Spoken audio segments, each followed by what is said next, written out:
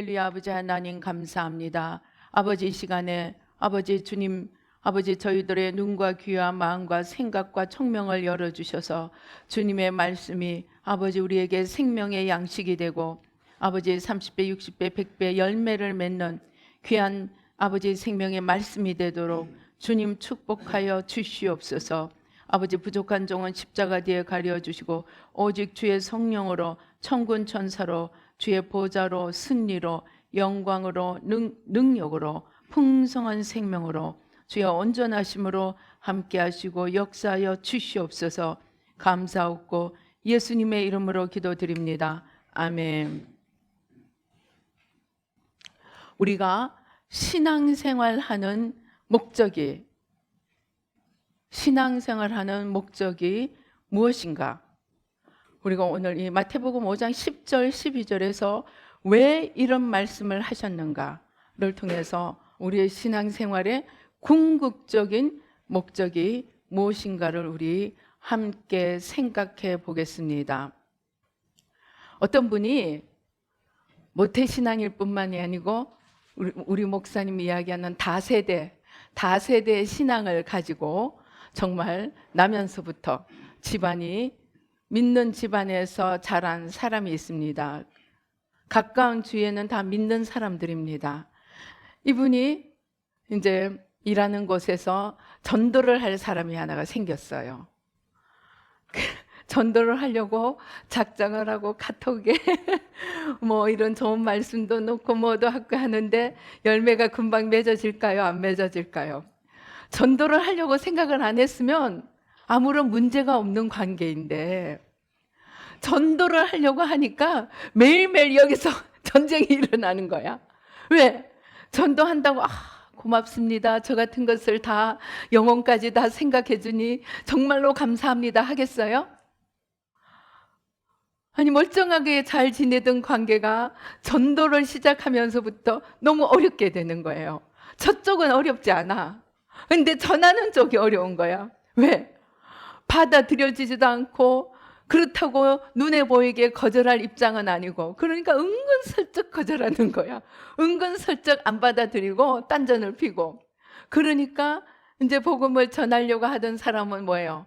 매일매일 여기가 지옥인 거야. 여기가 전쟁터인 거야. 좀 미워할 수도 없고 불쌍히 여기고 기도하다가도 정말 기도하고 이제 뭐 좋은 자료들도 찾고 이렇게 해서 보내면 엉뚱한 반응이 오는 거예요. 그러니까 차라리 안전했으면 내 속이라도 안 시끄러울 텐데 복음을 전하고 나니까 그날부터 내 속이 괴로운 거야. 그 사람 얼굴 쳐다보는 것도 괴로운 거야. 그래서 정말 이 말씀, 오늘 우리 이 말씀, 의를 위하여 박해를 받은 자는 복이 있나니 나로 말미암아 너희를 욕하고 박해하고 거짓으로 너희를 거슬러. 차라리 욕하고 박해하고 거짓으로 거슬러 악한 말을 하면 그냥 후닥 싸우고 그냥 따다다다 싸우고 끝이 나면 되는데 그럴 수도 없는 관계, 또 따다다닥 싸우는 게 아니고 내 마음이 전쟁터가 되는 거예요. 그래서 일을 할 때 우리가 정말 누구를 바라보고 무슨 생각을 해야 하느냐, 그 답이 여기 나와 있다는 거예요. 욕하고 박해하고 거짓으로 너희를 거슬러 모든 악한 말을 할 때는 우리에게 뭐가 있다고요? 복이 있나니. 12절은 더합니다. 기뻐하고 즐거워하라는 것이에요. 복음을 전했는데 따라와 주지도 않고 예스도 안 하고 은근히 반대하면서 정말 전하는 사람을 묵사발을 만드는 그 사람을 앞에 두고 뭐 하라고요? 기뻐하고 즐거워하라는 것입니다. 우리가 복음을 전하다가 사도들도 그랬죠. 복음을 전하다가 핍박받고 감옥 가고 그냥 채찍 맞고 그러니까 예수님의 이름을 위하여서 핍박받기에 합당한 자로 그렇게 택함을 받은 거를 생각하고 기뻐하고 즐거워했어요. 주님처럼 나도 이 핍박에 주님의 십자가에 동참하는 거라 생각하고 기뻐했습니다. 이렇게 기뻐하고 즐거워하라는 이유가 무엇일까요? 아, 그냥 기뻐하고 즐거워하면 되지. 그래, 누가 내가 저 복음을 전하니까 가서 푹 지어박았다. 우리 이기풍 목사님, 그 제주도의 첫 선교사, 제주도에 전도 보내는 사람을 그때는 선교사로 생각했습니다. 왜? 해외니까요. 아무튼 우리나라에서는 제일 멀리 있는 제주도에 복음을 전하러 간 사람이 원래 처음엔 어떻게 했는지 알아요? 선교사들을 치고 선교사들에게 막 실제로 가해를 한 사람입니다. 그런데 이 사람이 꼬꾸라져서 신학을 하고 전도사로, 그러니까 복음 전하는 자로 가게 되었습니다. 이렇게 막 핍박을 하고 이렇게 하던 사람이, 그 선교사가 핍박을 하고 막 돌을 던지고 가해를 하고 이럴 때 미워한 것이 아니고 그 사람을 위해서 열심히 기도했더니 어느 날 그 사람이 변화돼서 신학을 하고 목사가 돼서 선교사로 가게 된 것입니다. 그래서 이 사람이 막 핍박을 할 때 하나님 앞에 오히려 그를 핍박을 받게 된 걸 감사하고 그를 위하여 기도하니까 그가 변화되는 역사가 일어난 것입니다. 그런데 이 기뻐하고 즐거워하는 자체가 목적이 아니라는 것입니다. 오늘 우리가 자세히 살펴보고자 하는 것은, 내가 핍박이 오고 어려움이 올 때 기뻐하고 즐거워하라, 그게 목적이 아니고 진짜 목적, 우리가 그 한 단계 밑으로 내려가면 진짜 우리가 이 속에서 정말 얻어야 될 보화는 무엇이냐? 우리에게 어떤 환경이 오더라도, 우리에게 심지어 이렇게 핍박하고 박해만 오나요? 어떤 사람은 이렇게 전하다가 죽습니다. 순교를 당합니다. 그런데 그런 그 상황, 내가 핍박을 당하고 내가 박해를 당하고 내가 순교를 당할 때 궁극적으로 우리가 해야 될 일들이 무엇이냐? 그 속에서 환경의 어떤 여부에 상관없이 그 속에서 주님을 붙들어야 한다는 것입니다. 오늘 이 말씀에서 중요한 요지는, 내가 주님으로 인해 고통을 받고 핍박을 당할 때 그렇다고 해서 주님을 놓지 말고 주님을 붙들으라는 것입니다. 그리고 내가 주님을 붙들 수 있는 것으로 인해 기뻐하고 즐거워하라는 것입니다. 왜일까요? 왜 이런 순교를 당하고 핍박을 당하고 예수 믿다가 가진 욕을 다 먹고 그렇게 하는데 우리가 기뻐하고 즐거워해라는가? 주님을 붙들고 그 주님을 붙드는 것이 무엇이냐? 주님이 영원이고 주님이 전부이고 주님이 심판하는 자이고 주님이 뭐예요? 주님이 영원한 상급이 되기 때문에 내가 그 주님을 붙든다면 나는 이미 이겼다는 것입니다. 내가 그 주님을 붙들 수 있다면 나는 이미 이긴 자가 되었다는 것입니다. 그래서 내가 이긴 자가 되고 내가 주님을 놓치지 않았음을 기뻐하라는 것입니다.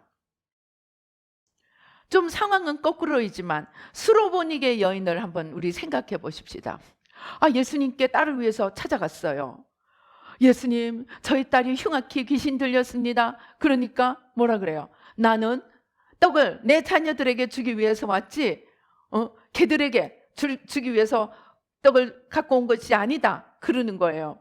그런데 수로보니게 여인은 주님이 자기가 긍휼을 바라고 찾아간 그 주님에게서 지금 한테 맞은 거예요. 그런데 이 수로보니게 여인은 어떻게 했어요? 더 다가갔어요. 나 걔라도 좋아요.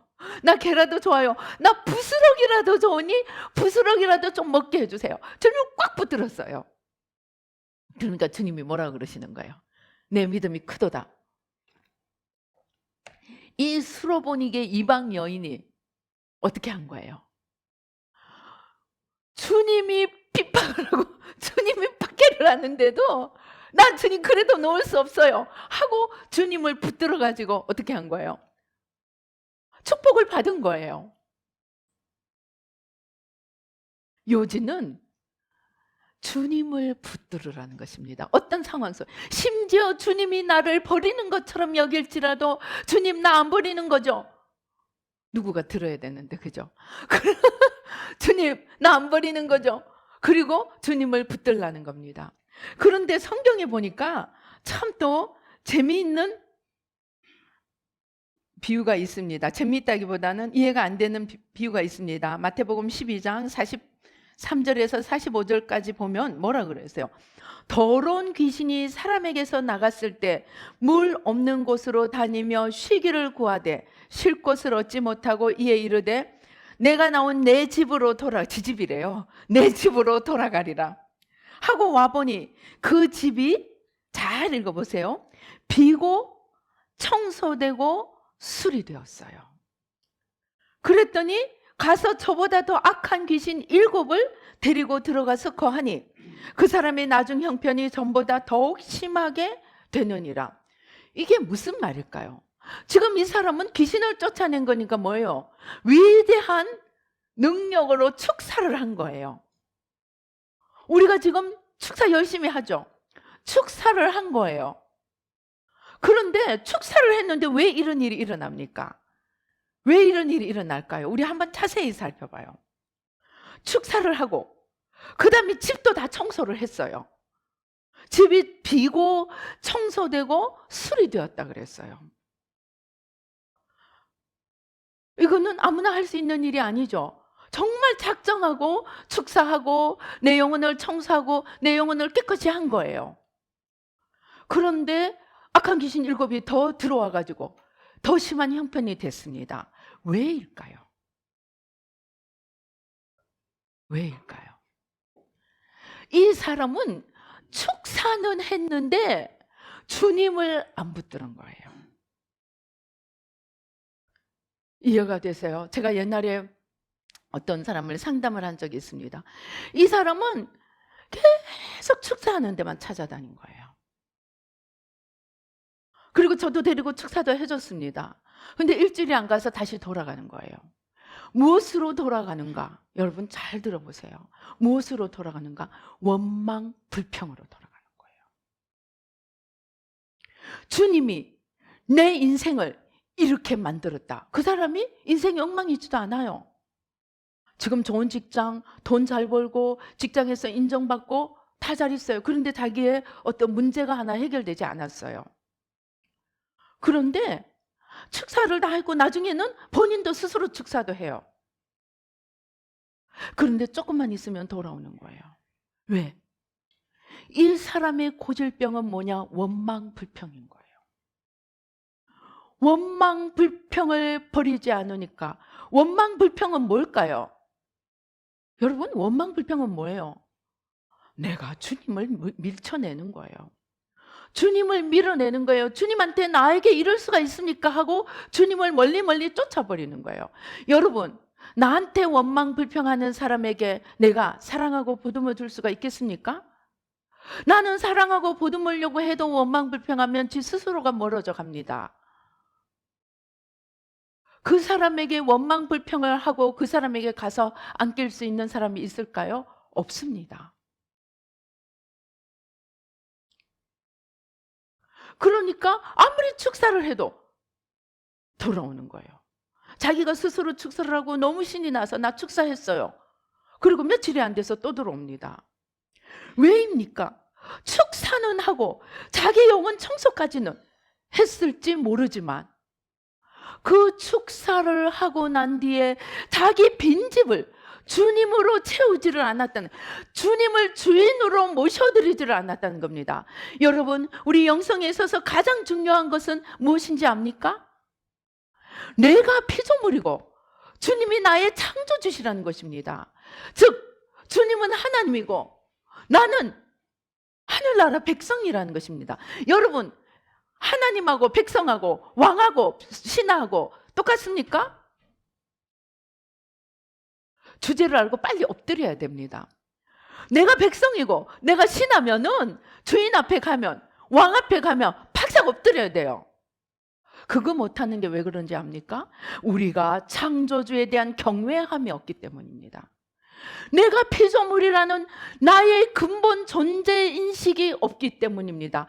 그리고 내가 지금 앞에 나가는 저분이 나를 지으신 자시고 나의 창조주 하나님이고 내 생사화복의 내 생명의 여탈권이, 영원한 생명의 여탈권이, 생사 여탈권이 그 주님께 있다는 것을 우리가 인식을 해야 됩니다.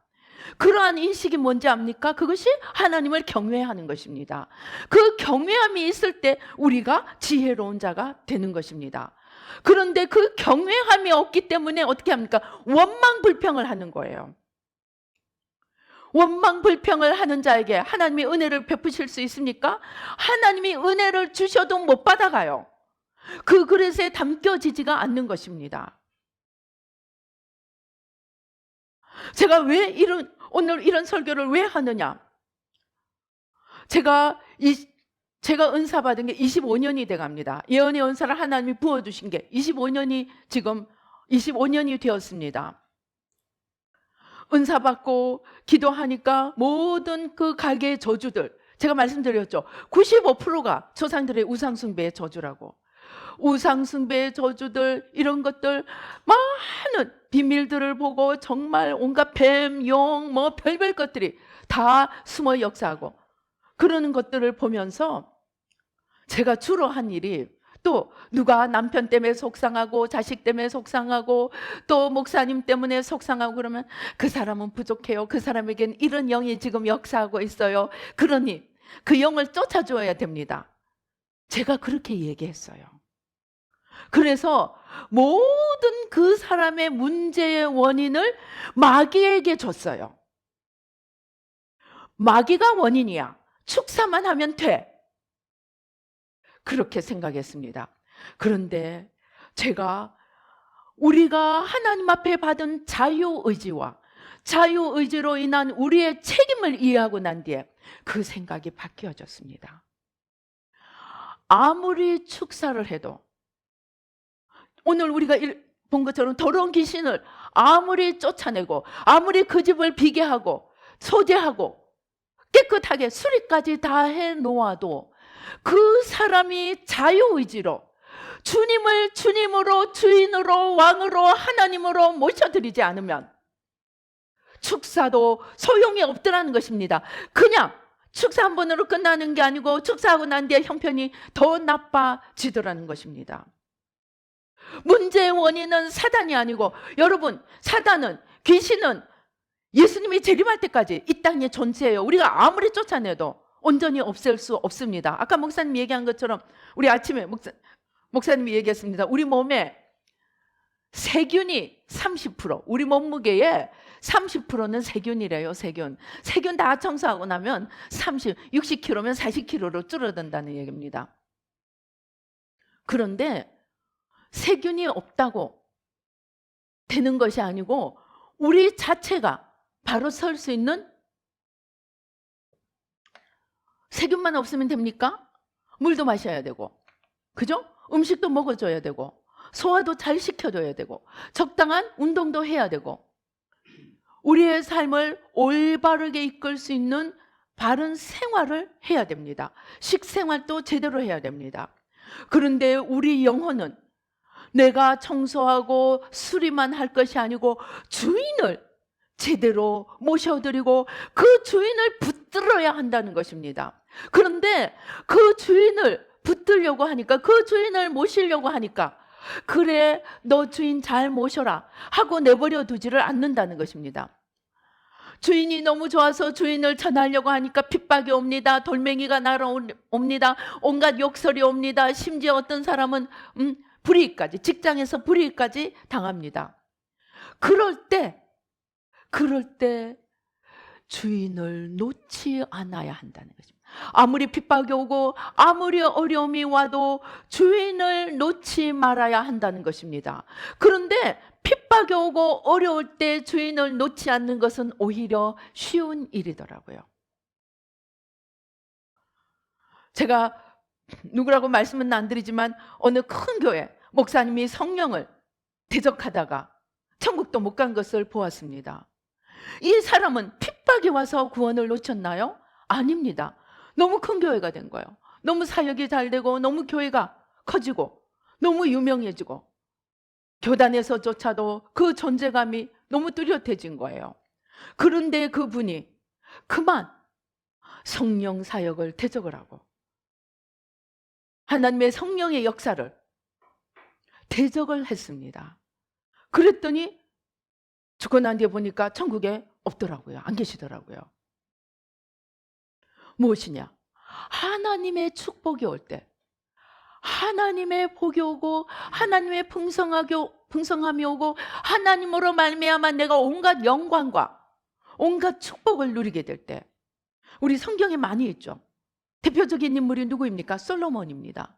솔로몬이 하나님으로 말미암아 이전에도 이후에도 없을 영광을 누리고 부귀영화를 누리고 어떻게 했습니까? 나중에 우상 숭배를 해서 그나마 누가 천국 가서 보니까 솔로몬이 다윗에 비하면 턱도 없이 부족한 그런 허름한 모습으로 천국에는 있더라고 합니다. 아마 죽기 전에 회개는 했나 봅니다.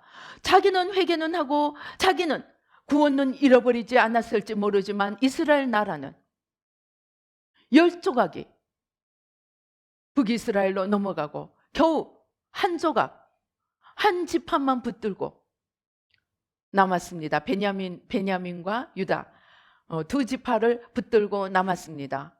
그런데 그 솔로몬이 자기 영혼은 구원을 얻었지만 이스라엘은 그냥 불쌍한 이스라엘이 되고 말게 했습니다. 또 성경에 누가 있습니까? 잘 되고 주님을 놓쳐버린 사람. 지난번에도 말씀드렸죠. 히스기야가 큰 전쟁에서 승리하고 생명도 15년이나 연장을 받고 너무 기분이 좋았습니다. 하나님의 축복과 하나님의 구원이 너무 기뻐서 기분이 좋아서 어떻게 했습니까? 사신이 왔는데 온갖 보물을 다 보여주다가 보물을 보여준 것이 문제가 아니고 역대기에 보면은 그가 마음이 교만하여 졌더라. 그가 하나님의 남들이 받지 못하는 15년이나 생명의 연장을 받고 그가 큰 전쟁에서 하나님의 도우심으로 정말 승리를 거두고 나니까 마음이 교만하여져서 무엇을 놓쳐버린 거예요? 하나님을 놓쳐버리고 자기 영광으로 올라가고 나니까 그가 보여준 모든 바벨론 사신에게 보여준 모든 보물이 이후에 몇 세대를 지나고 난 뒤에 그것이 다 바벨론으로 실제로 옮겨가 버리고 말았습니다. 예언한 대로. 왜입니까?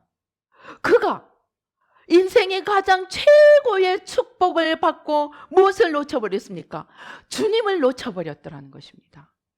그래서 우리는 축복의 현장 속에서도 고난의 현장 속에서도 핍박의 현장 속에서도 우리가 바라보아야 될 것은 한 분밖에 없습니다.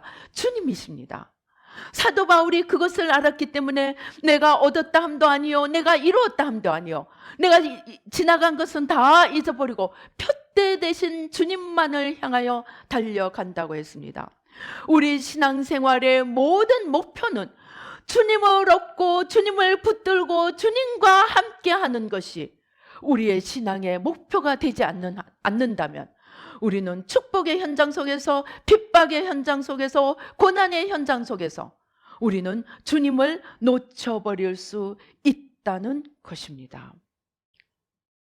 그래서 오늘 우리가 읽은 대로 그 중에 아마 가장 고통스러운 것이 핍박일 것입니다.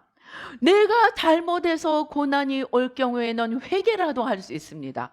즉 이유가 있습니다. 내가 이해할 만한 납득할 만한 이유가 있기 때문에 오히려 무릎 꿇기가 쉬워집니다. 그런데 내가 잘못하지 않았는데 아니 나가 더 잘했다고 생각하는데 저도 실제로 그런 적이 있습니다. 이 주님의 주시는 예언의 은사로 정말 사람들에게 예언을 해주고 상담을 해주고 그리고 저는 정말 저도 인간인지라 그렇게 하고 난 뒤에는 감사를 기대를 합니다. 그런데 여러분 감사하는 사람 생각보다 별로 없습니다. 오히려 이 안에 있는 그 상담하는 과정 중에서 자기 안에 있는 무언가가 건들려지면 나중에 얘기를 듣고 보면 막 화를 냈다는 거예요. 막 전혀 기대와 다른 소리를 하는 거예요. 저는 이해가 안 됐습니다. 그런 것들이 알고 보니까 핍박받은 거더라고요. 우리가 주님의 이름으로 선을 행하고 주님의 이름으로 긍휼을 행하고 주님의 이름으로 무언가를 행했을 때 여러분 보상이 오고 상급이 오고 위로가 오고 축복이 오리라고 기대하지 마세요. 오히려 핍박이 오고 욕이 오고 심지어 순교까지도 올 수 있습니다. 그러할 때 내가 도저히 이해할 수 없는 그러한 상황 속에서라도 우리가 가장 신경 써야 될 것은 내가 지금 목숨이 죽느냐 붙어 있느냐, 내가 나의 명성을 또는 나의 모든 것을 잃어버리느냐, 내가 그것을 유지를 할 수 있느냐, 그것이 아니라는 것입니다. 우리가 가장 신경 써야 될 것은 내가 이 상황 속에서 내가 주님을 붙드느냐 주님을 놓치느냐, 그거 하나만 신경 쓰면 된다는 것입니다. 우리가 어떤 어려움이 오고 심지어 다투고 심지어 힘든 상황 속에서도 우리를 지탱하고 주님을 잃지 않게 해주는 가장 큰 지혜를 저도 주님으로부터 배웠습니다. 지금 내게 일어나고 있는 이 일이, 지금 나를 울그락푸르락하게 만드는 이 일이 예수님이 죽고 사는 문제인가? 그거 하나만 보라는 것입니다. 내 삶 속에서 내가 주님을 놓치는 일인가, 주님을 붙드는 일인가, 그거 외에는 다 신경 쓰지 말라는 것이에요. 오히려 주님으로 말미암아 핍박이 오고 박해가 오고 욕이 오고 죽음이 올 때 오히려 기뻐하고 감사하라. 왜? 그것을 통해서 주님을 놓지 않고 내가 주님을 붙들 때 더 큰 상급이 있고 하늘에 더 큰 위로가 있고 주님의 더 큰 영광에 참여할 수 있기 때문에, 즉 주님과 함께 할 수 있기 때문에 기뻐하라는 것입니다. 그렇게 할 때 우리는 우리의 신앙을 유지할 뿐만 아니라 우리의 신앙을 성장시켜 갈 수 있다는 것입니다. 이러한 것을 제일 잘한 사람이, 성경의 모든 인물들을 통틀어 제일 잘한 사람이 누구일까요? 다윗입니다. 이 일을 제가 지금 말씀드린 어떠한 상황 속에서도 주님을 붙들고 주님을 놓지 않았던, 하나님을 붙들고 하나님을 놓지 않았던 가장 대표적인 인물이 다윗입니다. 그는 자기의 장인이자 왕인, 그리고 자기가 도와줬던 그 사울이 자기를 죽이려고 덤벼드는데도 하루도 아니고 이틀도 아니고 10년이 넘도록 혼자도 아니고 군사들을 몇천 명씩 거느리고 찾아오는데도 그는 어떻게 했습니까? 그 상황을 하나님께 들고 나가 하나님이여 나를 도와주소서 했지. 저 같으면 아마 10번이라도 더 했을 것 같아요. 아니 하나님, 지금 이 상황이 어떻게 되는 겁니까? 하나님 분명히 사무엘을 통해서 저에게 기름 부으셨죠? 하나님이 저에게 이스라엘 왕이 된다고 하셨죠? 아니 그런데 내가 하루를 기다린 것도 아니고 1년을 기다린 것도 아니고 10년이 넘었는데 하나님 도대체 살아계신 거 맞나요? 하나님 맞나요? 아마 그랬을지도 모릅니다. 그런데 시편에 읽어보니까 다윗은 한 번도 그렇게 얘기를 안 한 거예요. 그러나 그가 호소를 하지 않았다는 건 아닙니다. 하나님, 내가 도와준 내 친구가요, 내 이웃이요, 나를 지금 죽이려고 덤벼듭니다. 하나님, 저를 불쌍히 여겨주세요. 하나님, 언제까지 제가 기다려야 됩니까?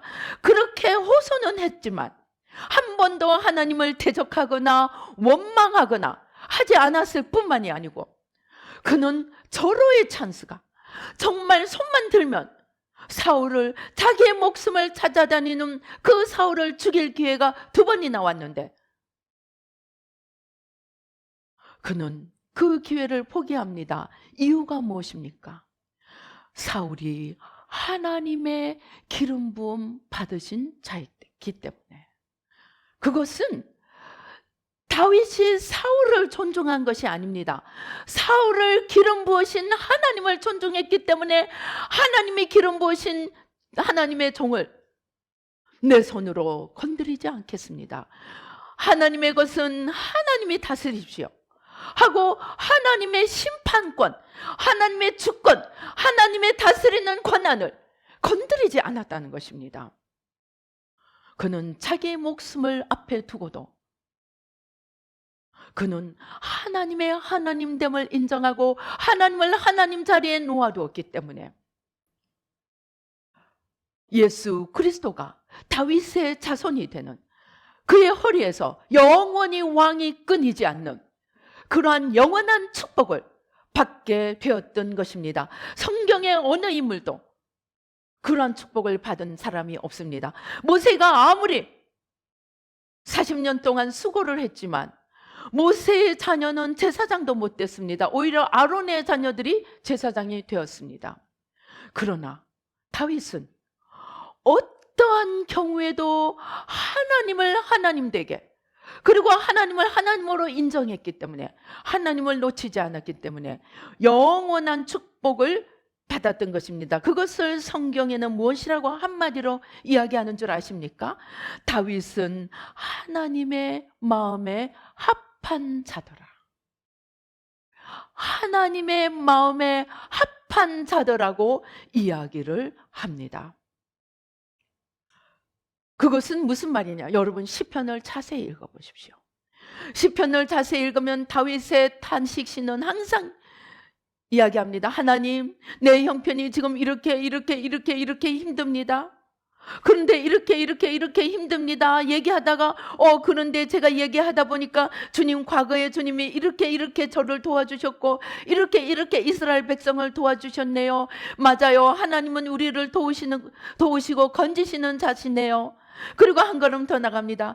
그 하나님이 이제 나의 지금 이 문제에서도 능히 건져주실 줄 믿습니다. 하나님께 믿음을 선포합니다. 그리고 한 걸음 더 나아가 너희 만민들아, 너희 열방들아, 여호와 하나님을 찬송하라. 그는 처음부터 하나님에게 나가서 자기 형편을 아뢰고 하나님이 누구신가를 깨닫고 그 하나님이 자기를 도와주실 것을 믿음으로 고백하고 나가서 그 하나님을 열방에 선포했다는 것입니다. 하나님도 자기를 높이는 자를 사랑하신다는 것입니다. 하나님이 우리의 사랑을 얼마나 갈망하고 있는 줄 아십니까? 우리는 이제부터 우리의 언어 생활을 바꾸어야 합니다. 우리가 입을 열 때마다 하나님을 높이십시다. 우리가 입을 열 때마다 하나님을 찬양하시고 하나님께 사랑을 고백하세요. 어떤 한국 남자가 이 백인 여자랑 결혼을 했답니다. 근데 너무너무 힘든 거예요. 여러분, 뭐가 힘들었을까요?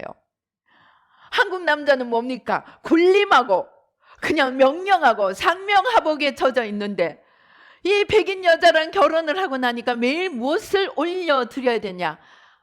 마눌님께 무엇을 올려드려야 되냐? I love you. 사랑해요 말을 하루라도 하지 않으면 이혼감이랍니다. 근데 이 사랑해요란 말을 이게 습관이 안 된 거예요. 그러니까 사랑해요라는 말을 못 해가지고 아주 힘들었다고 합니다. 그런데 여러분, 마눌님만 사랑해요라는 말을 기다리는 것이 아닙니다. 우리의 하나님께서 우리의 사랑을 기다리고 있다는 것입니다. 우리가 하나님을 하나님으로 인정하고 하나님을 하나님으로 높여드리는 것을 기다리고 계시다는 것입니다. 그것을 제일 잘한 것이 다윗입니다. 그런데 우리는 어떻게 합니까? 문제가, 하나님의 약속이 또는 하나님의 내가 기도한 기도의 응답이 조금만 늦으면 원망합니다. 불평합니다. 입만 열면 불신의 말을 쏟아냅니다. 우리가 하나님의 사랑을 받을 수 있겠습니까? 우리가 원망하고 불평하고 불신의 말을 쏟아내는 것은 단순히 입에 죄만 저지르는 것이 아닙니다. 우리가 원망하는 순간, 우리가 불신의 말을 내뱉는 순간 우리는 주님을 놓쳐버리고 주님을 밀쳐버린다는 것입니다. 그것이 우리가 잃어버리는 가장 큰 손실이 된다는 것입니다. 우리의 가장 큰 손실은 주님을 잃어버리는 것이요, 우리의 가장 큰 유익은 주님을 얻는 것입니다. 구원의 궁극적인 목적은 주님을 얻는 것이고 나는 없어지고 주님이 내 전부가 되는 것이 구원의 완성이요 온전한 구원에 이르는 것입니다. 그래서 우리가 불평의 말을 하고 불신의 말을 하고 원망의 말을 할 때 단순히 입술에 죄만 짓는 것이 아니고 우리는 어느 틈에 주님을 놓쳐가고 있다는 것입니다. 그렇게 빈집이 되고 나면, 제가 기도하다 보니까는요, 여러분, 마귀가 하나가 들어옵니다. 하나가 하나로 존재하지 않습니다. 내가 그 마귀를 쫓아내지 않으면 그 하나가 둘을 부르고 둘이 넷을 부르고 나중에 군대 귀신이 들어오게 되는 것입니다. 그래서 예수님이 우리 마음을 지키라고 한 거예요. 우리 마음을 지키는 것이 무엇인지 압니까? 우리 마음을 지킬 때 너희는 물을 지킬 것보다 마음을 지키라. 생명의 근원이 이에서 남이니라. 그게 무슨 말인지 아세요? 우리 마음에 생명의 존재 여부가 우리 마음에 따라 결정되는데, 그 생명의 근원이 누구십니까? 예수님이고 하나님입니다. 그러니까 마음을 지키되 생명의 근원이신 하나님, 생명의 근원이신 주님을 우리 마음에 모셔드리라는 것이 마음을 지키라는 것입니다. 그런데 우리는 실컷 기도하고 원망하고 실컷 축사해놓고 불신의 말을 쏟아내서 다 날려버린다는 것입니다. 무슨 말인지 이해가 되십니까? 그래서 우리의 신앙생활의 궁극적인 목적은 이 축복 좀 받고 이 문제 좀 해결되고 그것이 아니라는 것입니다. 이 축복 좀 받고 이 문제 좀 해결되어도 내가 주님을 주인으로 모시지 않으면 다 주님과 상관없는 것이 될 수 있다는 것입니다. 가장 큰 교회를 세우고도 지옥 갈 수 있다는 것입니다. 그래서 우리의 궁극적인 목적은 우리 마음에 주님을 모셔드리고 주님을 주님으로, 주님을 하나님으로 온전히 모시는 이것이 우리의 신앙생활의 궁극적인 목표가 되고 우리가 가장 신경 써야 될 가장 중요한 일이 되어야 한다는 것입니다. 이것을 못해서 낭패를 당한 수많은 성경의 사례들이 있습니다. 가장 큰 예가 누구입니까? 사울입니다. 사울은 이스라엘의 초대 왕이 되는 가장 큰 영광을 얻었습니다. 그런데 그는 왕이 되고 난 뒤에 급격하게 타락을 해서 하나님에 대한 믿음보다는 자기 왕의 자리를 지키는 것이 우선이 되었고, 하나님에 대한 믿음보다는 내 자식에게 왕권을 넘겨주는 것이 더 큰 목표가 되고 하나님을 놓쳐버린 결과 그는 영원히 저주받는 가문이 되고 말았습니다. 우리가 신경 써야 될 것은 내가 좀 축복을 받고 내가 좀 위로를 받고 내가 환난 속에서 좀 문제 해결을 받는 그것이 아니고, 문제 해결자가 되고 우리의 주인이 되시고 나의 창조주가 되시는 그 하나님을 피조물로 그의 백성으로 내 위치를 바로 알고 내가 누구를 모시고 영원히 살아갈 것인가를 바로 알고 그 주님을 내 인생에 모셔드려서 핍박 속에서도 환난 속에서도 축복 속에서도 건강할 때도 우리 결혼할 때 얘기하는 거, 서약하는 거 있죠. 기쁠 때나 즐거울 때나 늙어서나 젊어서나 건강할 때나 병들었을 때나 서로 사랑하라는 게 부부간의 약속입니다. 우리와 주님과의 관계도 마찬가지입니다. 좋을 때나 나쁠 때나 어려울 때나 힘들 때나 주님을 사랑하고 주님을 붙들고 주님을 놓치지 않는 것이 우리의 궁극적인 신앙의 목적이 될 때 다윗뿐만이 아니고 우리도 그러한 축복에, 영원한 축복에 참여할 수 있다는 것입니다. 그래서 내 안에 주님으로 채워가는 만큼 우리는 영원한 열매를 맺을 수 있고, 우리가 영원한 열매를 맺는 만큼 하나님의 주님의 영원한 영광에 참여하는 것입니다. 한마디로 말해 내 안에 얻어가는 주님의 분량이 열매의 분량이 되고 영원한 영광의 분량이 된다는 것입니다. 그렇다면 우리는 어떻게 해야 되겠습니까? 내 안에 나라는 것을 자꾸만 치워야 됩니다. 저희 새마을훈련은 회개 자체가 목적이 아닙니다. 제가 수없이 이야기합니다. 우리 새 마음을 여는 회개가 목적이 아닙니다. 주님을 방해하는 것을 치우고 주님을 온전히 얻는 것입니다. 이것을 자꾸 회개하라 한다고, 또는 그 안에 있는 영들이 튀는데, 회개는 주님을 얻는 데 필요한 과정이지. 예수님도 뭐라 그랬어요? 회개하라, 천국이 가까웠느니라. 회개는 천국에 이르는 수단이지, 회개가 목적이 아닙니다. 그래서 새 마음 자체가 목적이 아니에요. 회개 자체가 목적이 아니에요. 주님을 얻기 위해서 주님을 가로막고 있는 것을 치우는 것이 새 마음입니다. 그래서 새 마음의 궁극적인 목적은 예수 그리스도입니다. 그분이 알파요 오메가가 되고 처음과 나중이 되고 시작과 끝이 되는 것, 그것이 새 마음의 궁극적인 목적입니다. 그래서 그렇게 주님이 우리의 전부가 될 때, 그것을 주님이 생명의 복음이라고 이야기를 합니다. 그리고 새 마음의 궁극적인 그 새 마음을 주님께서 한마디로 정의하기는, 우리의 마음의 중심을 주님께 드리고, 우리의 마음의 중심에 주님을 모셔드리고 주님이 전부가 되게 하는 것, 그것이 새 마음을 한마디로 정의하는 것입니다.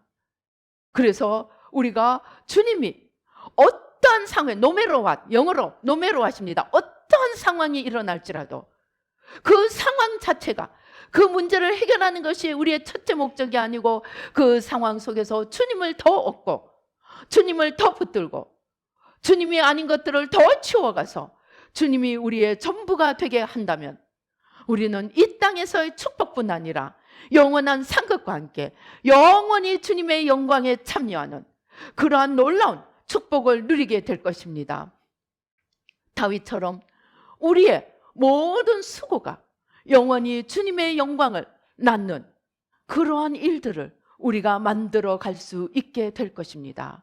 그래서 우리의 구원의 궁극적인 목적인 주님을 늘 마음의 중심에 모시고, 어떤 상황 속에서도 주님이 원하시는 것을 찾으며 오히려 기뻐하고, 회개해야 될 때 회개하며, 회개에서 눈물 바다를 이루는 것이 목적이 아니고 회개에서 주님을 얻는 것이 목적이 되어야 합니다. 축복이 올 때는 더 어렵습니다.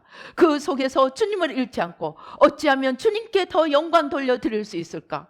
그렇게 할 때 우리는 영원한 주님의 영광이 우리의 영광이 되는 놀라운 축복에 참여하게 될 것입니다. 그렇게 해서 정말 영원히 주님과 하나 되어 영원한 영광에 참여하는 저와 여러분이 되시기를 주님의 이름으로 축원합니다. 기도하시겠습니다. 할렐루야. 아버지 하나님 감사합니다.